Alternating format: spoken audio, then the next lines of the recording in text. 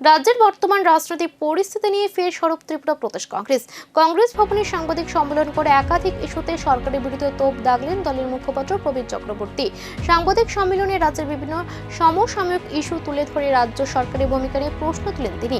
পাশাপাশি সাধারণ মানুষের সমস্যা, আইন শৃঙ্খলা পরিস্থিতি এবং রাজনৈতিক পরিবেশ নিয়েও উদ্বেগ প্রকাশ করেন। প্রবীর চক্রবর্তী অভিযোগ করেন, বর্তমান পরিস্থিতিতে সাধারণ মানুষ নানা সমস্যার সম্মুখীন হলেও সরকার কার্যকর পদক্ষেপ নিতে ব্যর্থ হচ্ছে। তিনি বলেন, বিরোধীদের কণ্ঠরোধ করার চেষ্টা চলছে এবং গণতান্ত্রিক পরিবেশ ক্ষতিগ্রস্ত হচ্ছে। এদিন তিনি বিভিন্ন রাজনৈতিক ঘটনার প্রসঙ্গ টেনে সরকারের বিরুদ্ধে তীব্র সমালোচনা করেন। সাংবাদিক সম্মেলনকে ঘিরে রাজনৈতিক মহলে শুরু হয়েছে নতুন আলোচনা। কংগ্রেসের এই আক্রমণের পাল্টা জবাব কি দেয় শাসক শিবির, এখন সেদিকে নজর রাজনৈতিক মহলে। প্রদেশ কংগ্রেসের পক্ষ থেকে আপনাদের সকলকে শুভেচ্ছা এবং অভিনন্দন জ্ঞাপন করছি। এখানে উপস্থিত আছেন প্রদেশ কংগ্রেসের